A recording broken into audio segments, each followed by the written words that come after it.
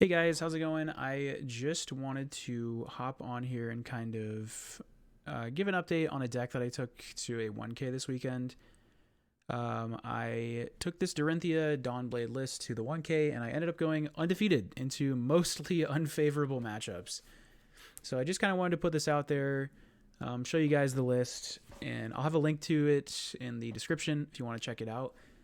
I'm not going to go super in depth on this because a lot of it is like stock Dorinthea. If you've been playing Dorinthea for a while, a lot of these cards are going to be familiar to you. I'm just going to kind of talk about the new cards that I put in and talk about what felt good, what felt bad, what I might change going forward. So for the equipment, I'm running Crown of Providence for the head slot. You can really use your favorite helmet here.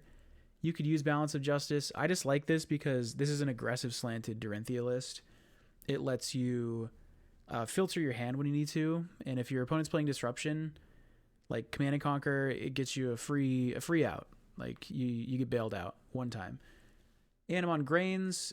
I tested with Tunic and I didn't really like it. This lets you carry over multiple resources throughout turns. A lot of the cards in this deck cost one or more. So being able to float resources just feels really good. As with Tunic, you gotta wait. I don't want to wait. I just want to get in there and go. Like I said, the list is pretty stock. As for the new cards I'm playing, we brought in Gleam of the Blade. I'm really mixed on this card because I don't like including 2 blocks in my list, but the ceiling for a flurry token is really high. You kind of need it into decks that want to just block you out, just so you can try to, I don't know, burn them. Say, oh, you block too much, or it's just like having a Twinning Blade at the beginning of the turn is so good. It puts them in a position where they probably just don't want to block because they know if they do, they're gonna get blown out. I am on Lead with Speed. I know some lists aren't playing this card, but I think it's so good. I know I just said I hate 2 blocks, but you're never blocking with this card if you don't have to.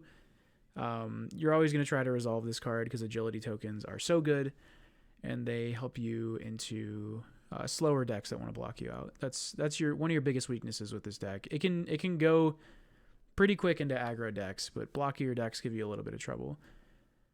Shimmer of the Blade. This is just like Gleam of the Blade, but it makes a Blade Dance token.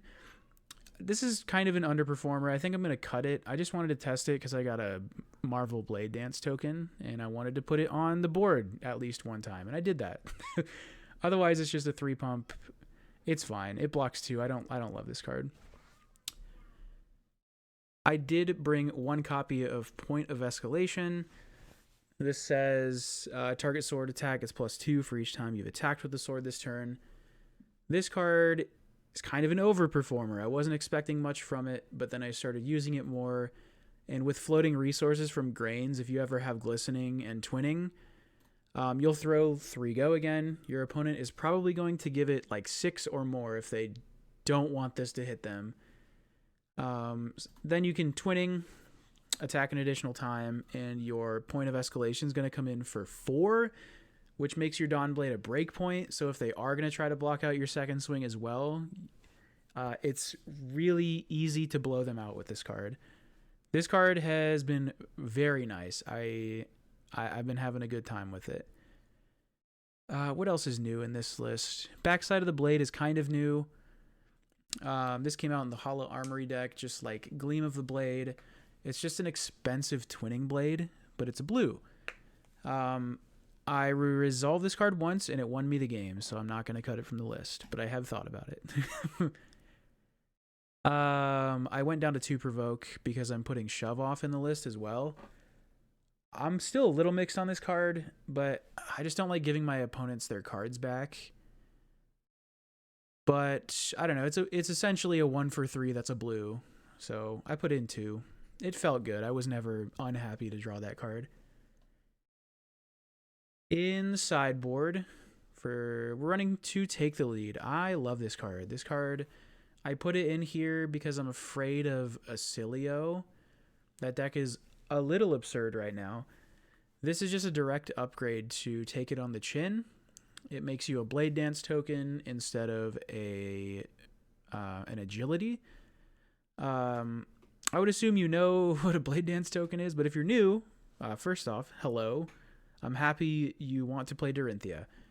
But this just says when you activate a weapon attack, destroy this, and the attack gets go again, so you can roll it over between turns. There is Overwhelming Swing. This card is probably the single most disappointing card I put in this list. I did not resolve this card a single time, even in the matchups where you want it. I just think I don't like cards that I don't really know the cost of. Unless it's like Swordmaster's Shine, where I know it's going to be at most 3 resources. This card, it can be 4 or more resources, and it just feels really bad if your opponent puts all of their armor in front of your Dawnblade. Late game, this feels a little better, but like I said, I never resolved the card a single time, and I still won all of my games. So I'm going to keep trying it a little bit, but I want to cut this card. And for the last new edition, we have Lessons Learned. This is my favorite card from Mastery Pack Warrior. This card is so good. I almost want to put it main board.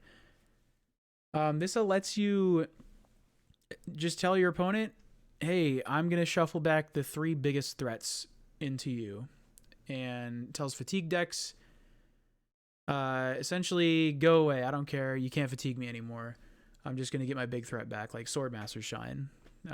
Being able to cycle that card back in, I think this is the strongest card in the deck, by the way. I don't know if you've played this card in Dorinthea lately. It is absurd. I don't really need to tell you that if you've been playing Dorinthea for a while.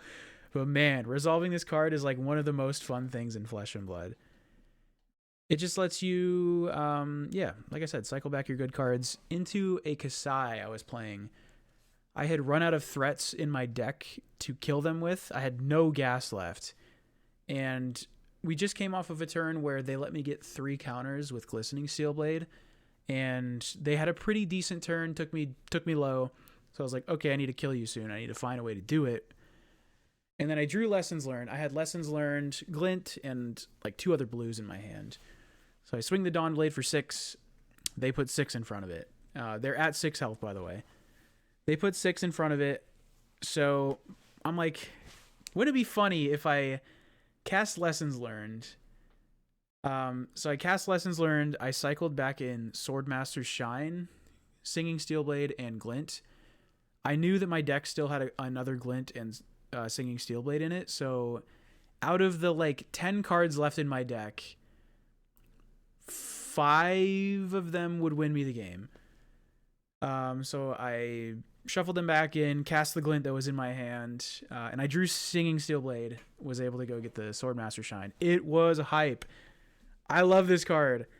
I might even put a second one in here. It feels so nice. But yeah, that is my Dorinthea list. It is really fun, really aggressive. If you are an experienced Dorinthea player, I think it's pretty hard to lose with this deck.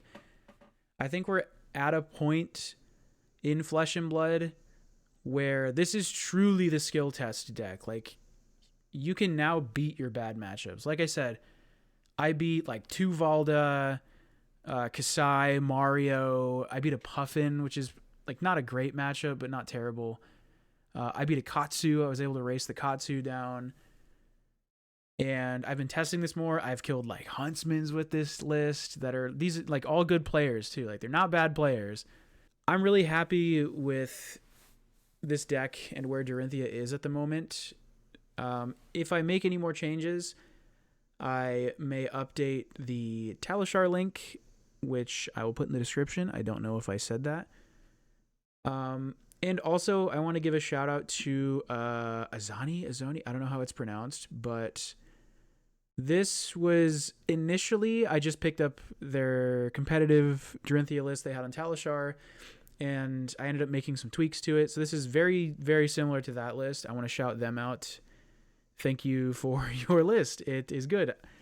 So go ahead and go check that list out if you want as well. Otherwise, yeah, I just wanted to get on here and kind of ramble about Dorinthea and how happy I am with this list and how glad I am that I went undefeated at this 1K.